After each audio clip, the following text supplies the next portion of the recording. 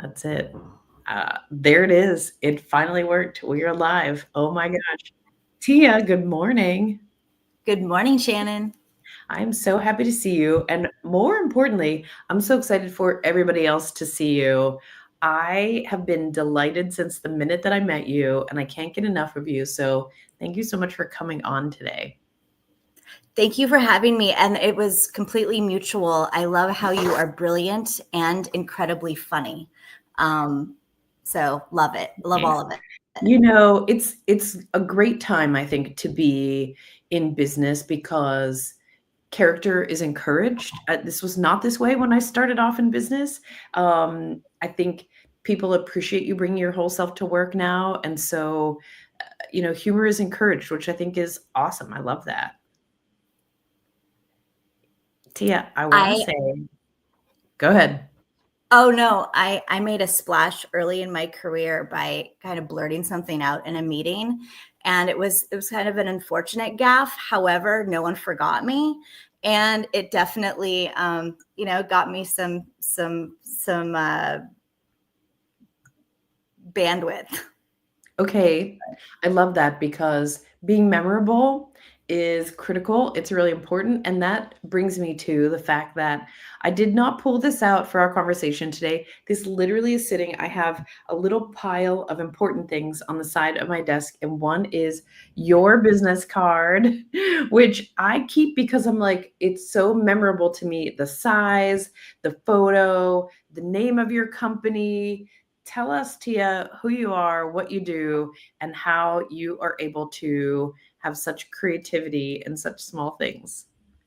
Thank you so much. Yeah, I so the idea behind the Orange Peel Collaborative is that there's not one way to peel an orange, right? Doesn't mean that my way of peeling an orange is right and your way is wrong. Let's just get to business. And I feel like we can get so caught up in the nuances of AI and how we're rolling it out, what our policies are going to be, that sometimes there's more roadblocks than there needs to be. So I like to break those down. And in doing so, my firm creates straightforward, plain language use frameworks and policies, customized trainings, and super fun checklists for industry, especially in agriculture and manufacturing.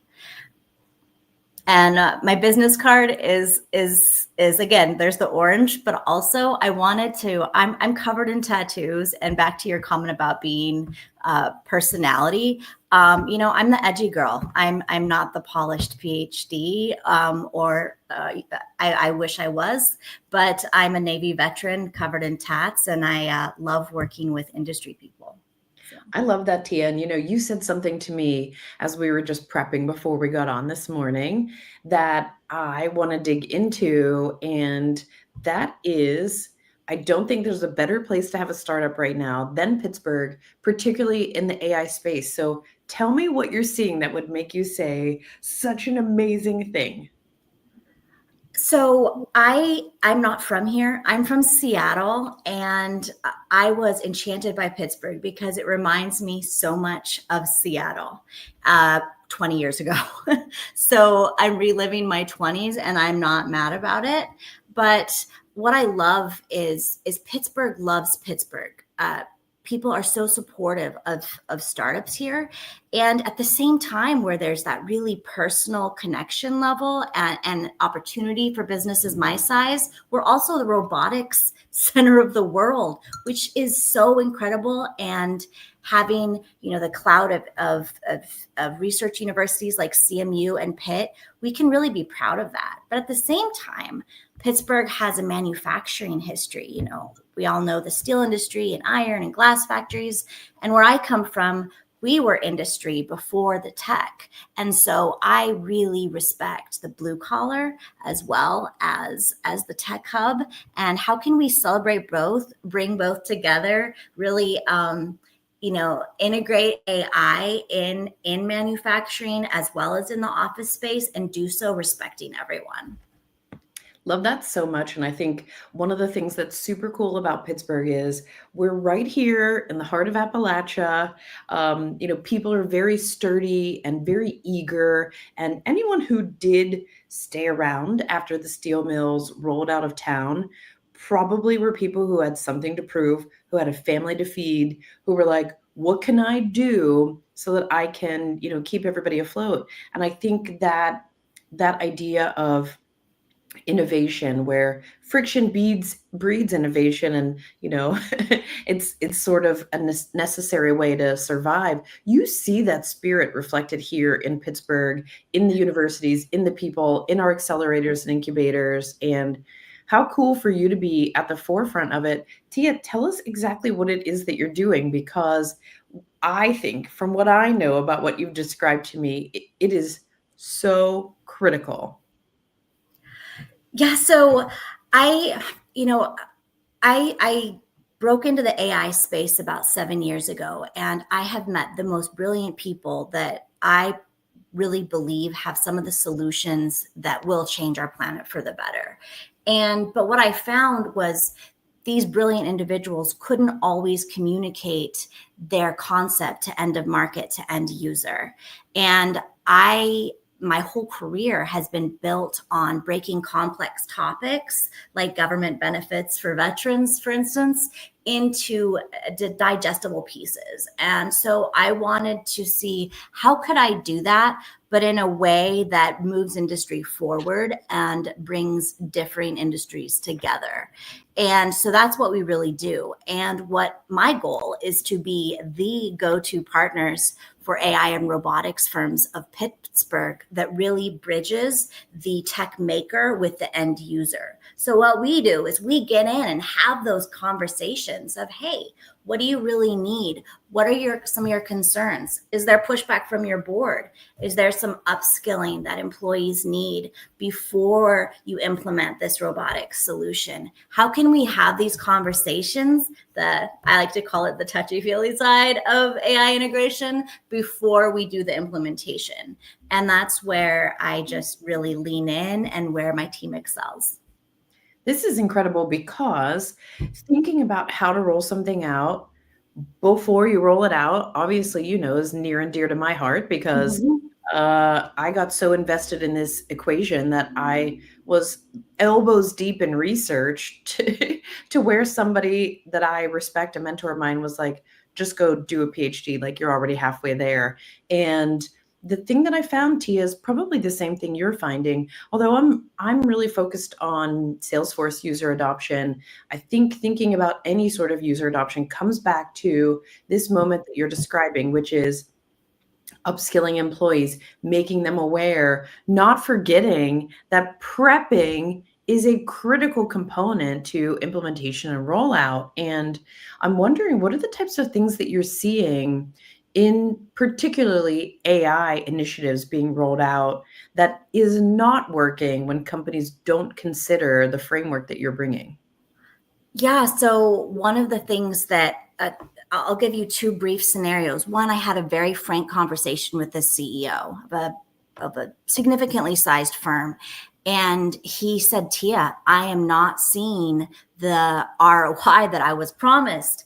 I installed like the complete enterprise system, all the bells and whistles. I was convinced that AI was going to solve my problems. I preemptively laid off some people, and now I don't have the brain trust that used to be here, and I am paying for things that my team isn't using, and I don't know what to do.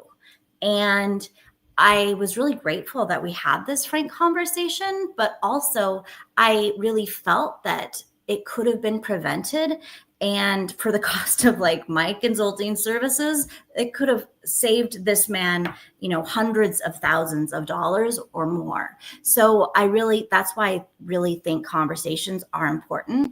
On the flip side, I was at a manufacturing summit recently, and I was listening to this VP talk about how she has people that are approaching retirement who are so specialized in operating some machinery, and how they're making strategic decisions to bring in robotics.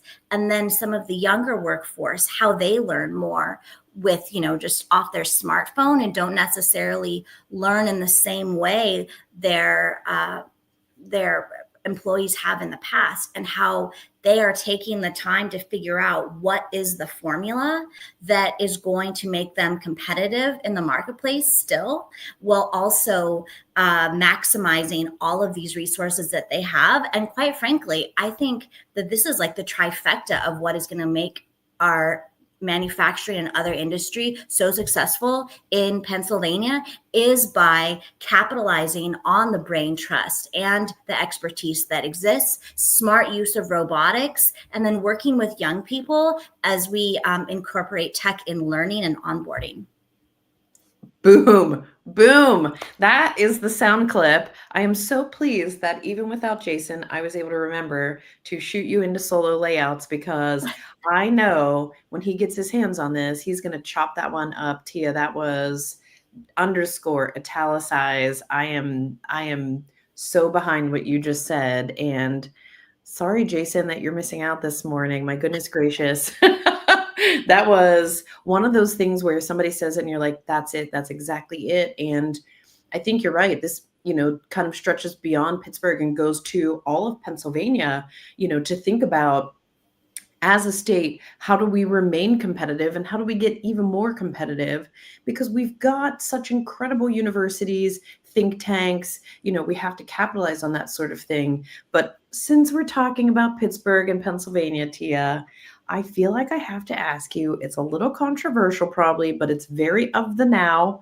Today on Tuesday morning, I cannot go without asking you what your take is on what's happening at Duolingo right now, because I saw, and I follow them as a marketing professor at Point Park. I'm always like, look at Duolingo. They have a very, their voice is so distinct. And they came out a week ago and said, we're going to have to let go of a lot of our people because AI is going to do it. And then 7 hours ago, they backtracked and said, oh, just kidding. We don't see AI replacing human employees. So I'd love to get your take on this. This is probably not going to be the answer that you were looking for at all, but I was an Arabic linguist in the Navy.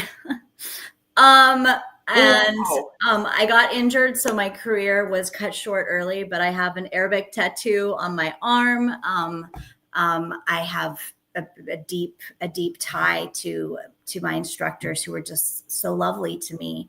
And learning Arabic back in the day with cassette tapes and 10 hours of class time was brutal. Just gonna throw it out there. It was a lot. However, I believe in old-fashioned language training and the importance of the human aspect of it. And I learned by talking, by writing. It was very interactive. And although Duolingo, it's an app, and yes, it's not quote unquote hands-on. However, people are still a huge part of Duolingo's story, just like my instructors from Egypt, from Jordan, from Iraq, from Lebanon are a big part of what made Arabic such an incredible journey for me. I think that Duolingo needs to hold on to that. And there's just I work in AI integration. I'm not here to say AI is the devil, but I really think that AI is here to enhance human creativity, and human is the key part. And I'm glad that Duolingo has made that decision.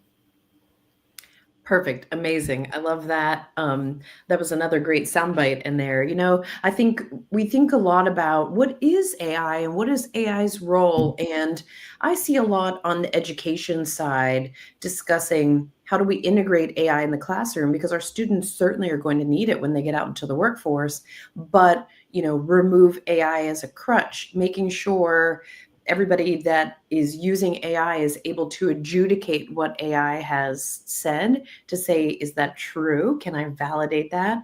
is this helping me? And I'm talking specifically, Tia, in this case about generative AI, right? That's what we're seeing in the classroom. But when you think about AI and human integration and how AI and humans play together, I'm sure that's where your consulting comes in. So tell us a little bit about how working with you starts. So what's the ideal situation? Not when you get caught in on a rescue like the one you just described, but what's the ideal situation to set a company up for success? So I like to say that we at the Orange Peel Collaborative, we listen, we ask the right questions, and we find what works for you. So how our process starts is a 30-minute free consultation and me just listening and learning where you're at, what do, and you don't need to use the right words. That's the thing, is I don't always use the pretty words. Sometimes I throw out the wrong word in the wrong language. That's what happens when you speak multiple languages. They're a fruit salad in my head. So I don't expect anyone to be perfect. I want to just hear from you. What is it that, not only what you need for your business or what you're hearing from your employees that you need, but also what's your vision? Like my background is in strategic ops. And so I like to look at the big picture and then break it down into the little pieces. So when I'm listening to people, I want to hear, what do you think AI could do for you? Or if AI was not in the picture, what are your strategic goals? Okay, so now I'm getting a lay of the land here. Now, on the day to day, where are some inefficiencies that you're seeing? Or, you guys have already been experimenting with AI. That's awesome. Where are some areas that you think upskilling could help? And also, how do your employees learn? Do they like having someone come in person? Are they cool with training on Zoom? Do they maybe learn more with humor? Or, let me learn about your company culture. And while we're on the topic, let's talk about values. And I think that sometimes the word ethical AI has been so overused. Don't even get me started. However, I think talking about values, everyone's company has values, whether you agree with them or not. And so starting with that discovery call, learning what people's strategic priorities and value system is, I can create a plan that is customized for you today and has stepping stones where we can set you up for the future. Yeah, I think that is incredible and something all companies should be thinking about, because starting to use AI isn't the same as starting to use a CRM system like Salesforce, which is, yes, we're shifting away from the way that people were doing things. The process may be adjusted to meet the technology. But I think when we're talking about AI, there's this level of fear. So there's heightened emotions that are coming in. So, working with you from the beginning is something that makes good sense. I know you told me the last time that we talked that there was another way that people could work with you that I was like, oh my gosh, of course that makes really good sense. The way that you just described is like, yes, that's what I would expect, because that's what we do all the time, thinking about how do people consider that human design element, human-centered design element before they roll out a CRM system. But you told me something that I was like, whoa, now that would really set a company apart. And that is, if they are themselves an AI product, you can get in and work with them before they are pitching to prospects or customers, so that you can be a part of what it is that they're rolling out to their prospects or customers, so that you're wrapping in that concept of human-centered design. So tell us more about that, because honestly, Tia, I was like, that could be game changing and help one of these startups really stand out. Thank you. Thank you, Shannon. So I really see myself and my incredible team as the ultimate partner for Pittsburgh's AI and robotics firms. So you don't need to necessarily have services like mine in-house. You can wrap us in to the proposal you're putting together for your client. So we are a line item in that contract. And what we are going to do is come alongside you. You do what you do best, and that is creating these incredible advanced tech solutions. And what I'm going to do is ask the questions, create the checklist, prepare your client, your end user for your product. And this might necessitate a larger order. But what it is, or it might not, but what it is going to do is going to create some transparency, which I think is sometimes lacking, especially especially in the AI space, where we can assume maybe that people understand things that they don't. Like you brought up CRMs. I have conversations with some of my friends where they ask me, "Hey Tia, is CRM AI?" And I have to stop and I say, well, that's a great question. It's not is it this, but a CRM can have AI. Let's talk about that, And I think sometimes our LinkedIn can be super noisy when we're in the AI space, where it looks like everybody has already adopted AI and knows all these things, but that's actually not the case. We still have a long way to go to really bring everyone to a baseline knowledge there. And so that's why having me built in is really key and vital. And ideally, by adding my services to the equation, you're going to have a happier customer, which equals a returning customer.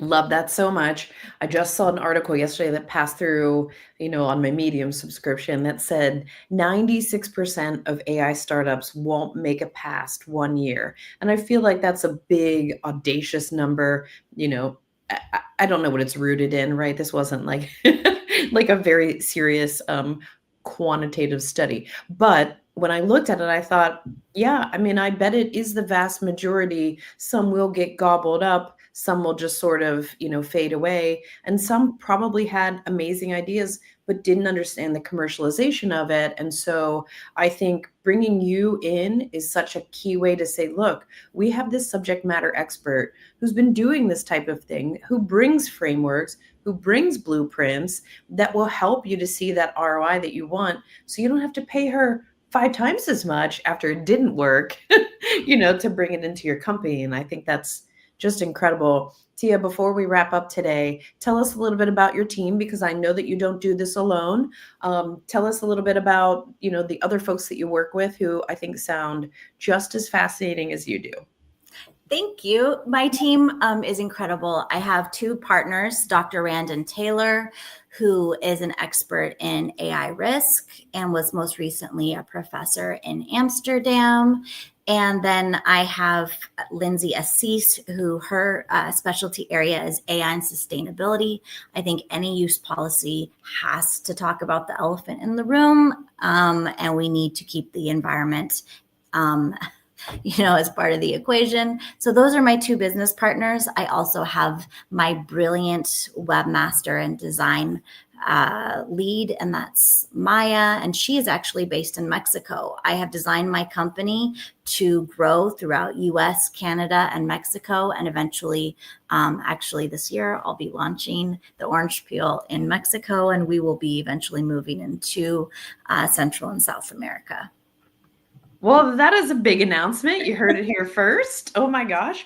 Congratulations. That's amazing, Tia. I did put your website here so people can find you at theopcollab.com. Where else can they find you? You can find us on LinkedIn. You can find us on Instagram. And we will be having a YouTube channel very soon. Yay! So please engage with us, and we are very friendly. We obviously love to talk. So yeah, reach out. Congratulations, Tia. Thank you so much for joining me today. This was as delightful as I expected it would be, and it went way faster than I wanted it to. So we've got to get you back on the show soon. Thank you so much, Shannon. I really appreciate you.